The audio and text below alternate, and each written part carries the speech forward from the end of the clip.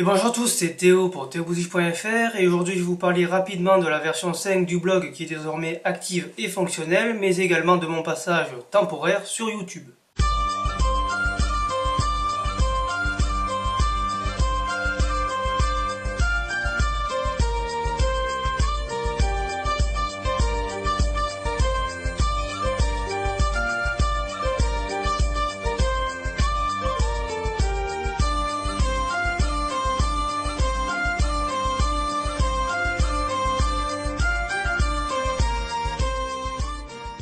Alors avant de passer sur le MacBook Pro et vous montrer ainsi la version 5 pour ceux qui ne l'auraient pas encore vu, je tenais à m'expliquer tout d'abord de pourquoi je passe temporairement mes vidéos sur YouTube.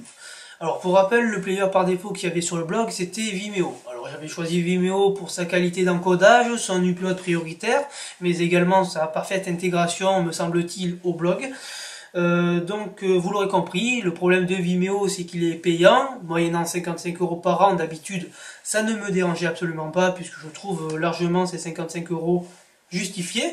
Le problème c'est que cette année, exceptionnellement, pour des raisons personnelles, j'ai préféré mettre cet argent ailleurs et c'est pour cela que je n'ai pas renouvelé mon compte Vimeo Plus. Et c'est pour cela que vous n'avez plus donc accès aux vidéos à partir du blog en HD. Il vous faut impérativement passer par vimeo.com pour pouvoir lire de la HD.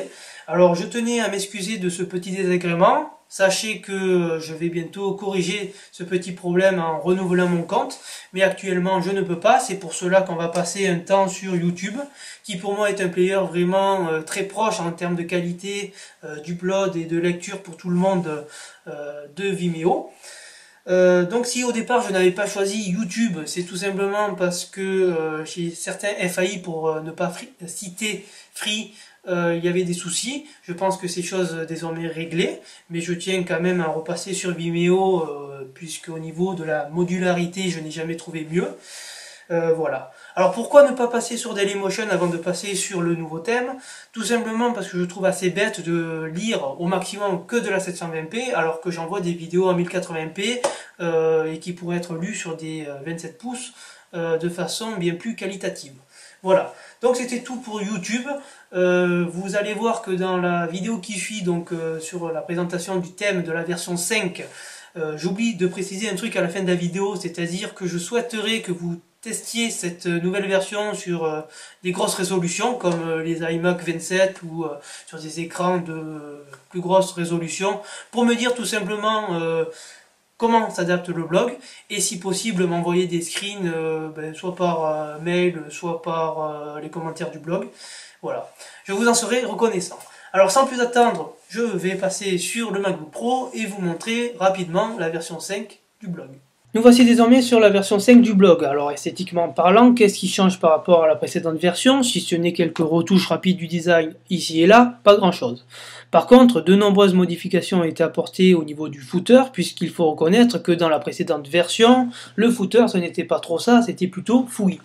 Alors je pense être arrivé à un très bon compromis, encore une fois c'est à vous de me le dire dans les commentaires s'il y a des modifications à apporter au niveau de la simplicité, de l'ergonomie, de l'intégration du design. Ici j'ai mon petit widget Twitter que j'ai enfin réussi à faire fonctionner sous tous les navigateurs. Alors encore une fois, préféré des vrais navigateurs dans le sens qu'ils gèrent correctement le CSS, puisque encore une fois sous IE8, IE7 c'est une catastrophe. Préféré IE9 qui gère enfin le CSS correctement, tout comme Chrome, Firefox ou Safari. Ici les catégories, j'ai voulu tout modifier dans le sens que maintenant elles s'adaptent à toutes les résolutions, tout comme le reste du blog. Elles sont également dynamiques, c'est-à-dire que lorsque vous passez votre souris, vous affichez les sous-catégories. Voilà. Donc pour ouvrir les sous-catégories, vous passez votre souris pendant quelques secondes ici et ça vous affiche les sous-catégories. Pour fermer les sous-catégories, vous repassez votre souris et ça se ferme. Maintenant, si vous ouvrez par exemple cette catégorie et que vous voulez ouvrir en même temps cette catégorie, vous voyez que la précédente catégorie Actu s'est fermée. Tout simplement parce que j'ai choisi cette optique-là pour l'ergonomie.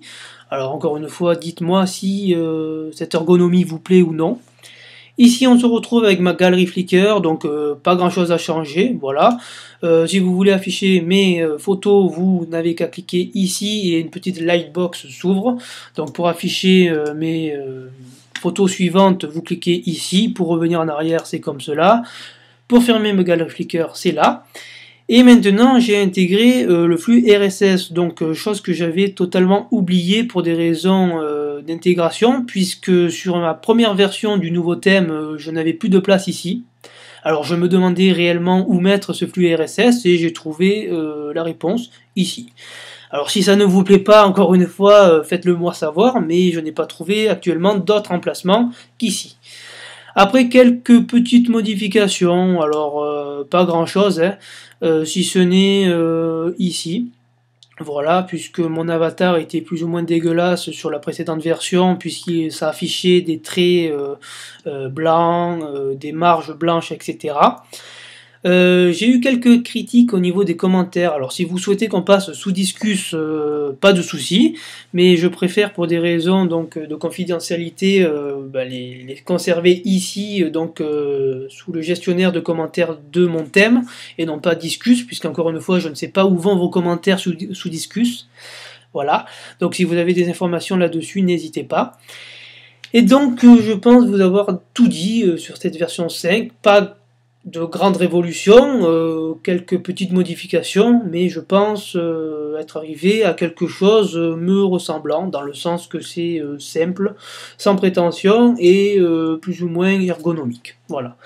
C'était donc Théo pour theobousiche.fr, n'hésitez pas à laisser vos commentaires. Je vous souhaite une bonne fin de journée et je vous dis à la prochaine.